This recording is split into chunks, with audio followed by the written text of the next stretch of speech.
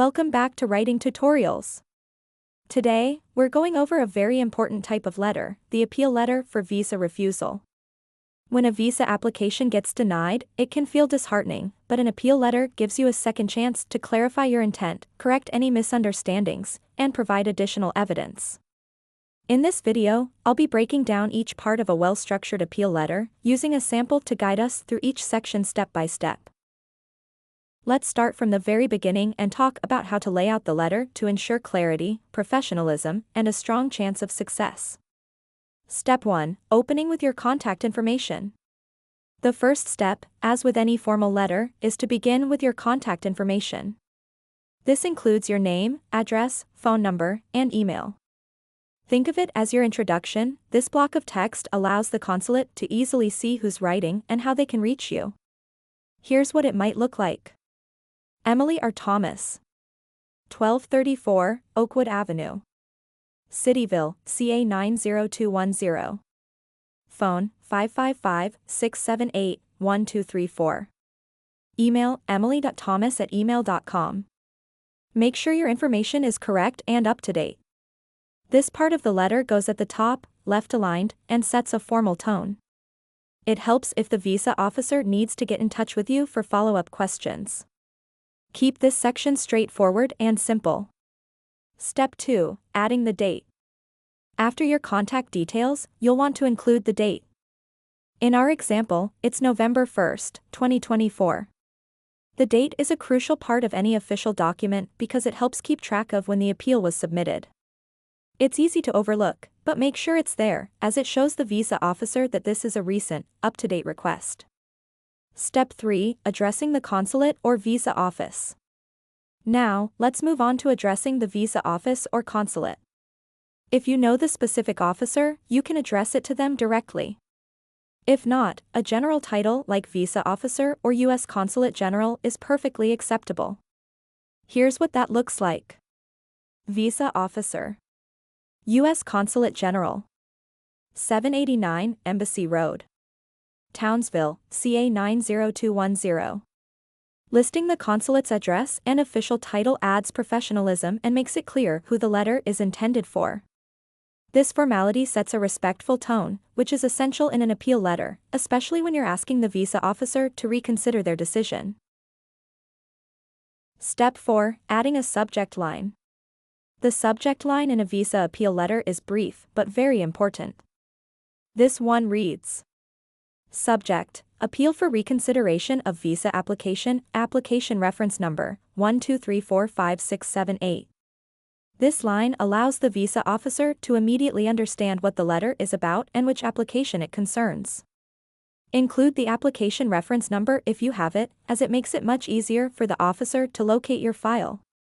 Remember to keep this line short and direct. This is not the place to go into detail. Step 5. Starting the letter with a greeting. For the greeting, it's best to keep it professional. Start with Dear Visa Officer if you don't have a specific name. For example, Dear Visa Officer. This simple greeting keeps the tone respectful and formal, which is exactly what you want in a professional appeal letter. Step 6. Writing the opening paragraph, stating your purpose. Now, in the first paragraph, you should clearly state why you're writing. You want to express your request for reconsideration right away. Here's what that looks like.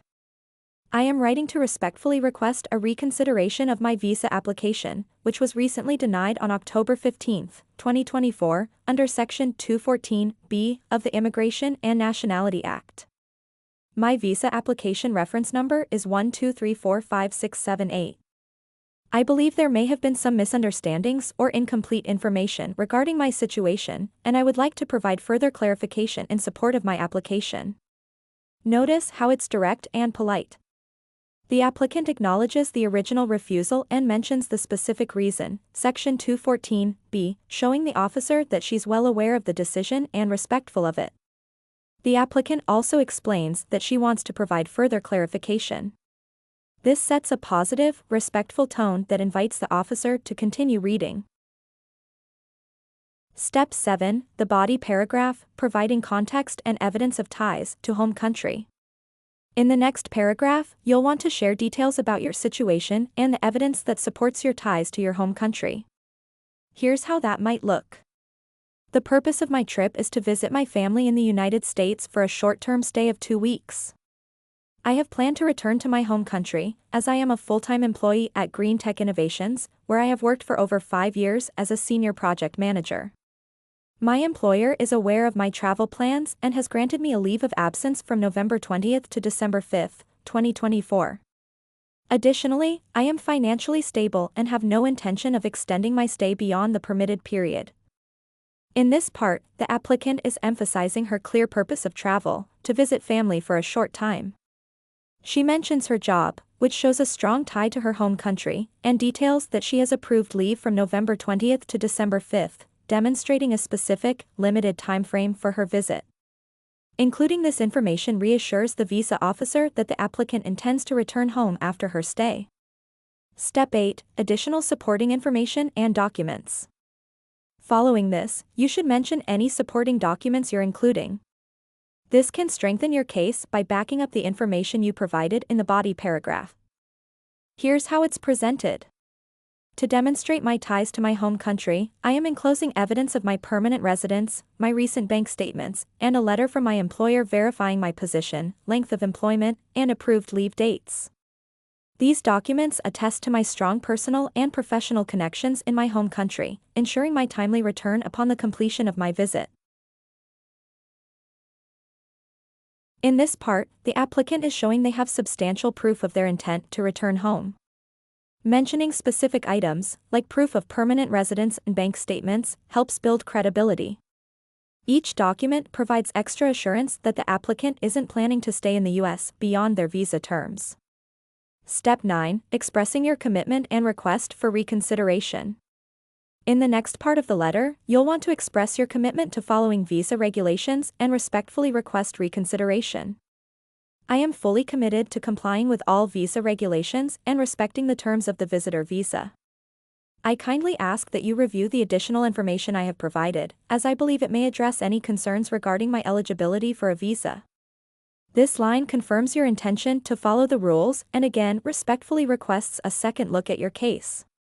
Keep it polite, but don't be afraid to ask directly for reconsideration. This is your chance to show your genuine intent to follow all conditions of the visa. Step 10. The closing paragraph, thanking the officer and providing contact information. Finally, the closing paragraph. Here's where you thank the visa officer and provide your contact information in case they need to reach you. Thank you for taking the time to review my appeal and reconsider my application. I am hopeful for a favorable outcome and look forward to your response. Please feel free to contact me at 555-678-1234 or via email at emily@thomas@email.com if there are any further details required to assist in this process. Ending with a polite expression of gratitude helps leave a positive impression. It shows that you appreciate the time and effort that goes into reviewing your appeal. Providing your contact details here again is helpful, making it easy for the officer to reach you directly. Signature block. Close the letter with a formal sign-off like "Sincerely," followed by a space for your signature and your printed name underneath. Here's what it looks like. Sincerely. Signature. Emily R. Thomas. Adding your signature is always a professional touch, and even if it's digital, it makes the letter feel complete. And that's it.